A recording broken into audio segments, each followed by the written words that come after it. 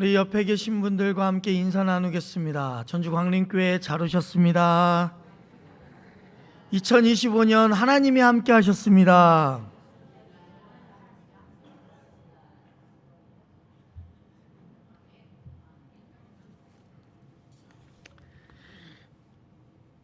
네, 어느덧 벌써 2025년도 마지막 주일을 맞이했습니다. 여러분들의 기분은 어떠신가요? 2025년 참 많은 일들이 있었다고 생각을 합니다. 광림교회 역사에도 그렇지만 저에게도 참 많은 일이 있었죠. 가장 크게는 아마 제가 이 자리에 있는 게 바로 2025년도에 가장 큰 일이 되지 않을까라는 생각이 저 개인적으로도 그렇고 더 나아가 우리 광림교회 가운데서도 그럴 거라 생각을 합니다.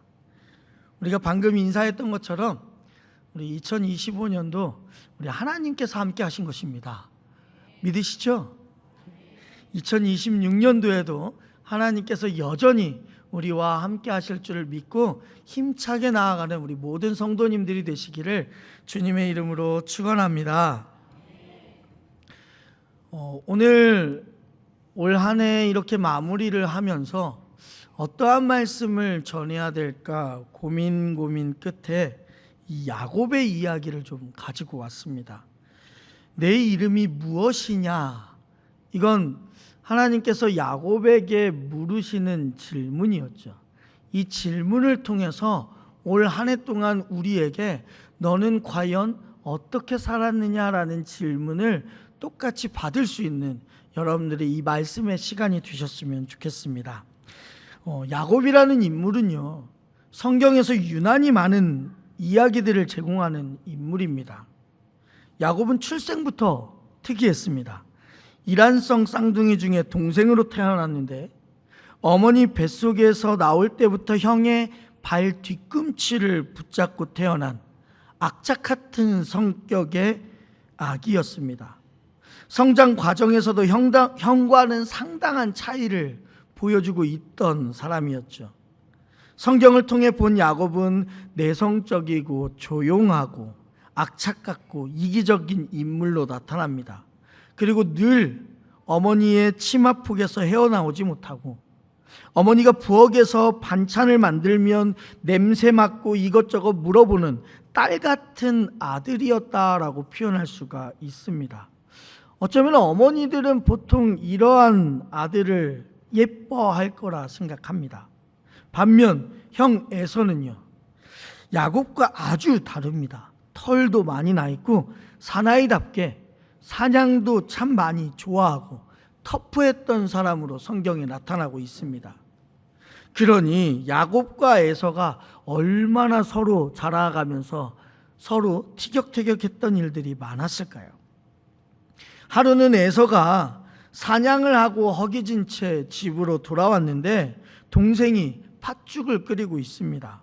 무심결에 형 에서는 나 배고픈데 그거 한 그릇만 줘라 라고 이야기를 하죠. 그러면 우리의 생각에 우리의 논리 가운데 웬만한 동생 같으면 그래 형 이거 한 그릇 맛있게 먹어 라고 했을 텐데 야곱은요 그 짧은 시간에 계산을 합니다. 형이 우리 집의 큰아들이지?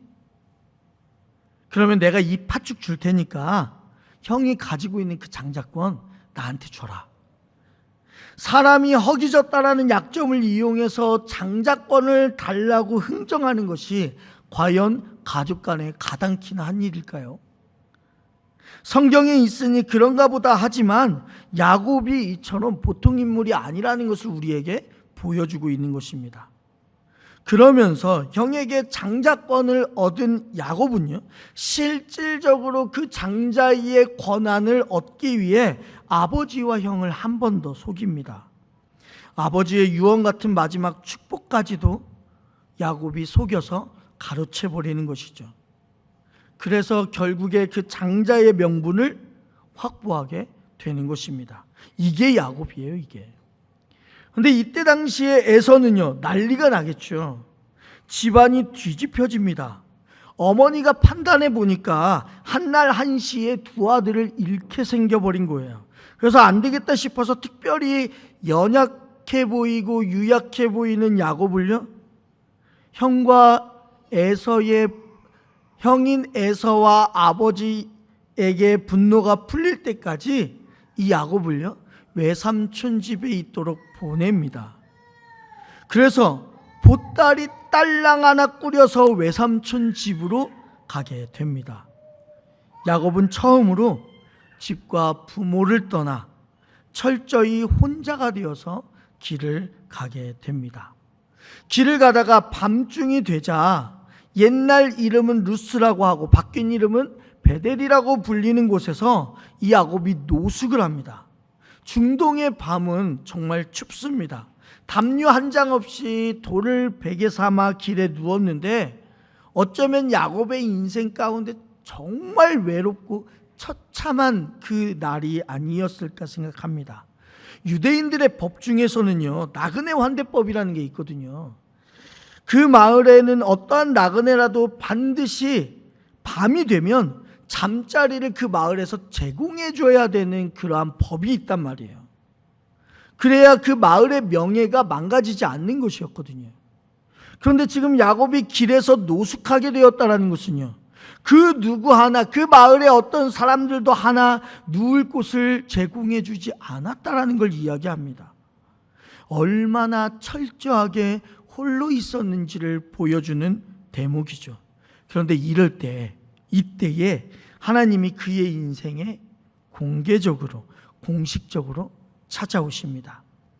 이상하게도 하나님이요, 한 인생을 찾아오실 때는 그가 처절하게 홀로라는 것을 느끼고 있을 때, 이제 진짜 내 인생이 끝이 났구나라고 여겨졌을 때, 그때 하나님이 우리에게 찾아오시더라는 거예요. 하나님이 그 노숙의 현장이 야곱을 찾아오셔서 아주 중요한 이야기를 하나 하십니다. 창세기 28장 15절 말씀. 네, 화면에 나오죠? 함께 읽도록 하겠습니다. 내가 너와 함께 있어 내가 어디로 가든지 너를 지키며 너를 이끌어 이 땅으로 돌아오게 할지라. 내가 내게 허락한 것을 다 이루기까지 너를 떠나지 아니하리라 하신지라. 아멘. 야곱이 노숙하고 있는 그 현장에, 그 고독한 자리에 우리 하나님께서 찾아오셔서 세 가지를 약속하시는 거예요. 첫 번째로 내가 너와 함께 하겠다. 두 번째로 내가 너를 인도하겠다. 세 번째로 절대로 너를 떠나지 않겠다 라고 세 가지 약속을 약속하신 뒤에 야곱을 떠나 보내십니다. 그럼 우리한테 생각해 볼 겨를이 있어요. 뭐가 있냐면, 하나님께서 야곱에게 함께 하겠다, 인도하겠다, 떠나지 않겠다라고 이 세 가지의 약속을 하셨으면, 제 개인적인 생각으로는 무슨 생각이 드냐면, 아니 처음부터 집을 아예 안 떠나게 하셨으면 될 텐데 왜 하필 하나님은 떠나보내고 나서 다시 돌아오게 하시는 과정을 설계하고 계실까? 우리가 알고 있지 않습니까? 집 떠나면요 개고생이잖아요, 그죠? 그런 것도 우리는 다 알고 있고 우리 하나님도 분명히 알고 계실 텐데도 불구하고 왜 길을 떠나 보내시고 나서 내가 너를 지키고 내가 너를 다시 돌아오게 해줄 거라고 이야기하실까? 이건 하나님의 놀라우신 계획이 이 안에 있기 때문이라는 거예요. 계속해서 말씀 볼게요. 야곱은 외삼촌 집에 그렇게 해서 도착하게 됩니다. 그리고 20년을 그 외삼촌과 함께 지내게 되죠.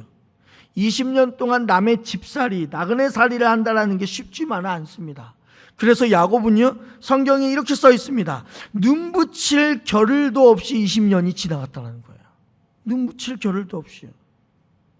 그래서 그가 마지막으로 외삼촌 라반에게 기가 막힌 이야기 하나를 하는데 뭐라고 얘기하냐? 내가 외삼촌 당신의 밑에서 산 20년 동안 내가 외삼촌에게 10번이나 속았습니다 라고 이야기를 합니다. 원래 속이는 전문이었던 야곱에게 외삼촌이 오히려 그 야곱을 10번이나 속이게 된 것이죠. 하나님이 한 인생을 다루는 방식이 참 오묘하다라는 것을 느끼게 되는 거예요. 어떻게 하냐? 바로 더 센 놈을 그 사람에게 붙이는 거예요. 그 사람의 버릇을 고치시고자 그 사람보다 더 센 사람을 옆에 붙여주신다고요.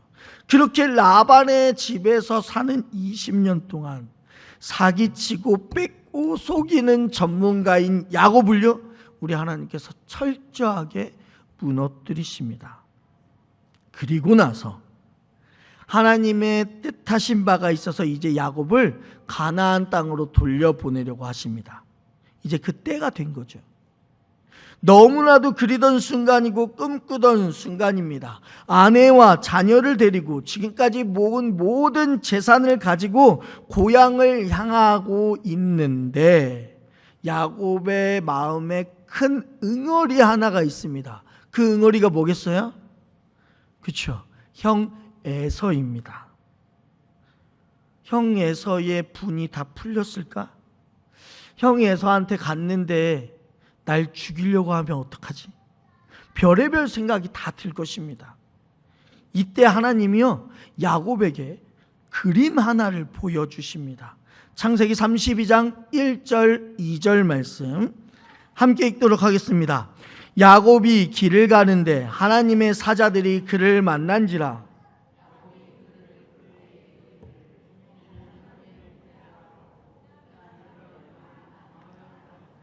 아멘. 자, 야곱이 그 길을 모든 것을 다 가지고 가고 있는데 하나님의 사자들이 그를 만났어요. 여기서 만났다라는 말의 어원은요, 우리 지난 성탄절 때 이야기했던 추적하다라는 뜻을 가지고 있습니다. 누가 추적했어요? 하나님이요. 누구를요? 야곱을요. 야곱을 단순히 포기한 인생이라고 생각했다면 굳이 하나님께서 야곱을 만나거나 추적할 필요가 없어요. 계속 야곱의 인생의 길목에 나타나셔서 하나님이 건드시는 이유가 무엇이겠어요? 하나님의 뜻이 있으시기에 그러는 거 아니겠습니까? 그러다 보니 하나님은 야곱을 그냥 놔두시지 않으세요.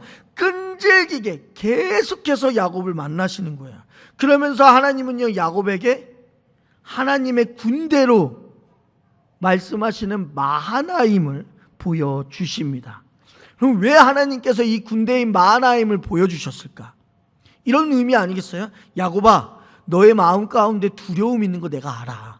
그 두려움이 내가 뭔지도 알아. 그런데 걱정하지 마. 내가 너한테 20년 전에 약속했던 대로 분명히 내가 너와 함께 할 거고 너를 인도할 거고 너를 떠나지 않을 거야. 그러니까 걱정하지 말고 그 가는 길 똑바로 가 라고 얘기해주고 싶었던 모습이 아마 하나님의 군대 마하나임을 통해서 보여주신 거란 말이에요.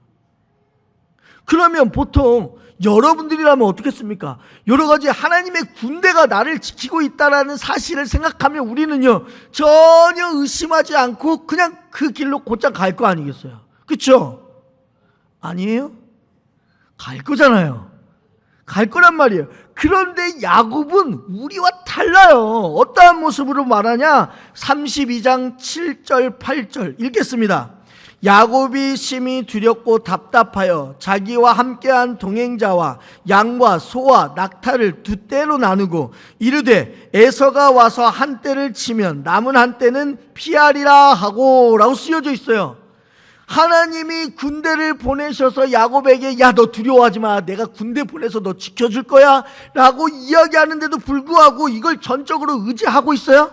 안 그래요. 여전히 염려에 붙잡혀서 분명히 성경이 써있죠. 심히 두렵고 답답하여 동행자 양과 소 낙타를 두 떼로 나눠요. 이게 야곱의 인간적인 계산과 야곱의 여전히 남아있는 속성인 거예요. 하나님이 군대로 물론 지키시기야 하시겠지만 그래도 내가 하나님께서 진짜 나를 지켜주시는지 경험해보지 못했으니까 일단 두 떼로 나눠서 가자. 먼저 한 떼를 보내서 무슨 일이 생기면 나머지 한 떼라도 내가 지킬 수 있겠지라고 생각하는 거예요. 너무나도 인간적이고 얄팍한 자기 계산. 이걸 여전히 야곱은 못 고치고 있는 것이죠. 그러면서 또 웃긴 게 있어요. 그 웃긴 게 뭐냐? 창세기 32장 9절 함께 읽겠습니다. 야곱이 또 이르되 내 조부 아브라함의 하나님 내 아버지 이삭의 하나님 여호와여 주께서 전에 내게 명하시기를 내 고향 내 족속에게로 돌아가라 내게 은혜를 베풀리라 하셨나이다. 아멘. 이게 무슨 이야기예요? 나는 내 생각대로 해서 두 때로 나눠서 보낼 건데 하나님 20년 전에 저한테 약속하신 거 기억하십니까? 저 지켜주시겠다고 했잖아요. 저 인도해 주시겠다면서요. 저를 버리지 않으시겠다면서요. 이게 무슨 말이냐면 내 것에 발 하나 담그고 하나님 것에 발 하나 담그는 거예요. 하나님 저 이대로 가겠습니다. 그러니 하나님이 약속하신 거 저 지켜주십시오. 여전히 자기 계산과 자기 논리를 놓지 못하고 있는 야곱의 양다리 걸치기 인생이, 이중적인 삶이 여전한 거예요. 그런데 잘 생각해 보니까요, 이 야곱의 삶이요 우리랑 똑같더라고요. 단도직입적으로 여러분들께 한번 여쭤볼까요? 여러분 2025년도 한 해를 살아가시면서 하나님과 세상 가운데 정말로 하나님 편에 서서 사셨습니까? 제가 장담이라는 말을 쓸 건데 이 중에 단 한 명도, 어쩌면 저를 포함해서 단 한 명도 하나님의 오리라면서 사는 인생, 죄송합니다만 없었을걸요. 우리는 한쪽은 세상에, 한쪽은 하나님에 두고 이 세상을 살아왔단 말이에요. 2025년도만 그랬냐? 아니요. 지금까지 쭉 우리는 그래왔어요. 그러한 모습이 야곱의 모습이었고 그러한 모습이 지금 우리의 모습이었다고요. 이러한 야곱의 신앙, 내면 세계의 양다리 걸치기는 결국 어떻게 됐냐? 일행을 조금씩 떼어서 강을 건너가게 하고 있는 거예요. 원래는 두 때로 나누려던 생각이요 여러 때로 나누기 시작합니다. 21절에서 23절까지 창세기 32장 21절에서 23절 함께 읽겠습니다. 그 예물은 그의 앞서 보내고 그는 무리 가운데서 밤을 지내다가 밤에 일어나 두 아내와 두 여종과 11아들을 인도하여 야복 나루를 건널세 그들을 인도하여 시내를 건너가게 하며 그의 소유도 건너가게 하고. 자, 밤에 잠을 못 이루고 있다가 이 생각 저 생각에 뜬 눈으로 밤을 지내다가 이제 모든 가진 소유들을 다 강을 건너게 합니다. 그런데 정작 본인은 못 건너요. 본인은요.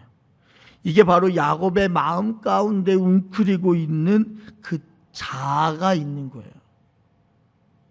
그러다가 이번 설교 본문이자 이 야곱의 이야기의 가장 클라이맥스에 해당하는 중요한 사건이 벌어지죠. 32장 24절 함께 읽습니다. 야곱은 홀로 남았더니 어떤 사람이 날이 새도록 야곱과 씨름하다가 라고 쓰여져 있어요. 자, 이 부분에서 많은 설교하셨던 목사님들이 이런 말을 합니다. 야곱이 기도했다 라고 이야기하시는 분들이 참 많습니다. 두렵고 힘이 드니까, 아무래도 자기 혼자 그 에서에게 다가가는 그 모든 것들이 두렵고 힘이 되니까 하나님께 은혜를 구하는 기도를 하였다라는 것을 이 씨름으로 표현한 것이다 라고 많은 분들이 얘기를 하셨습니다. 그런데 이제 저의 개인적인 생각은 조금 달라요. 왜냐? 성경 어디에도 기도했다라는 내용이 저한테는 안 보여요. 더 나아가 기도라는 형태는 어떤 형태냐면, 원래는요, 기도는 인간이 하나님께 구하는 거잖아요. 그게 기도라는 말이죠. 그런데 지금 24절을 보면 여러분 보세요. 누가 야곱에게 싸움을 걸었어요? 그죠?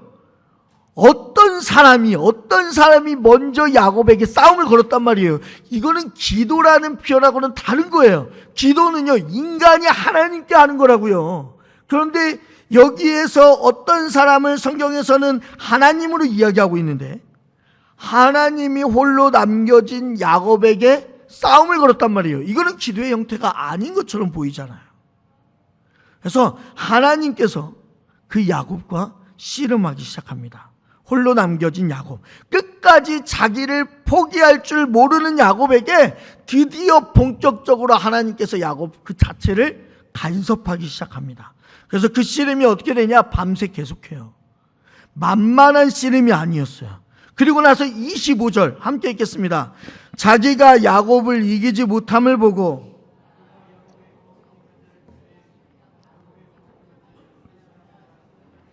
어긋났더라. 아멘. 그 어떤 사람이요? 야곱을 이기지 못했대요. 여기서 이기지 못했다라는, 이기다라는 히브리어가 있는데 야콜이라는 히브리어를 쓰거든요.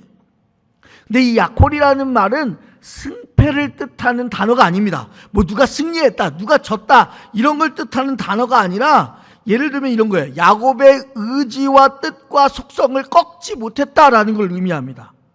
우리가, 여러분들이 부모 되신 분들이시니까 부모라는 자리에서 살다 보면 자녀들을 때로는 이길 수가 없잖아요. 말로 해도 안 듣고 때려도 안 듣고 울어도 설득해도 안 되는 경우가 생기잖아요. 어떻게 해도 결국 안 될 때 자녀에게 여러분들이 뭐라고 말씀하시냐면, 그래 네가 이겼다, 네가 알아서 해, 네가 원하는 대로 해 라고 하시잖아요. 이런 의미가 바로 야콜에 해당하는 의미라는 거예요. 야곱이 끝까지 자기 중심적인 삶을 내려놓지 않고 포기하지 않으니까, 그래서 하나님께서 그래 네가 이겼다라고 하시면서 뭘 하시는 거예요? 허벅지 관절을 치셨다라고 써 있습니다. 이게 무슨 뜻이냐? 악착같이 자기 존재의 방식을 하나님 앞에서 포기하고 있지 않는 야곱을 어떻게 하시냐? 하나님이 치셨다라는 거예요. 왜요? 그럼 왜 치셨을까요? 그 방법밖에 없어요. 그 방법밖에. 야곱을 살릴 수 있는 방법이 그 방법밖에 없으니까 하나님께서 야곱을 치시는 거예요. 여러분들도 생각해 보세요. 여러분들의 자녀들이 잘못된 길로 가고 있으면요, 어떠한 방법을 다 써서라도 다시 한번 바른 길로 돌아올 수 있도록 하실 거 아니에요. 그러한 것처럼 하나님도요, 야곱이 잘못된 길로 가지 않도록 하기 위해서 그 방법밖에 없는 거예요. 야곱의 허벅지 관절을 치는 방법. 그런데 여기에서 허벅지 관절은요, 조금 은유적인 표현이고요, 정확히는 다른 주석에 보니까 이렇게 써 있어요. 허리 부분을 강타했다고요. 허리를 강타한다라는 것은 무슨 의미예요? 넌 이제 죽었다라는 의미예요. 내가 쳐서 너는 이제 죽었다라는 그러한 의미를 가지고 있다고요. 그러면서 야곱이 어떻게 행동하냐? 26절에서 28절까지 함께 읽겠습니다. 그가 이르되 날이 세려하니 나로 가게 하라. 야곱이 이르되 당신이 내게 축복하지 아니하면 가게 하지 아니하겠나이다. 그 사람이 그에게 이르되 내 이름이 무엇이냐? 그가 이르되 야곱이니이다. 그가 이르되 내 이름을 다시는 야곱이라 부를 것이 아니요 이스라엘이라 부를 것이니 이는 내가 하나님과 및 사람들과 겨루어 이겼음이라 라고 써 있는 거예요. 자, 그때서야 자기가 허리를 침을 당함으로 죽었다라는 사실을 깨달을 때야 비로소 야곱이요 드디어 자기에게 싸움을 걸어온 분의 정체가 누군지를 안 거예요. 그리고 나서 그때서야 비로소 이제 살려달라고 비명을 치죠. 당신이 나를 축복하지 않으면 가게 할 수 없습니다 라고요.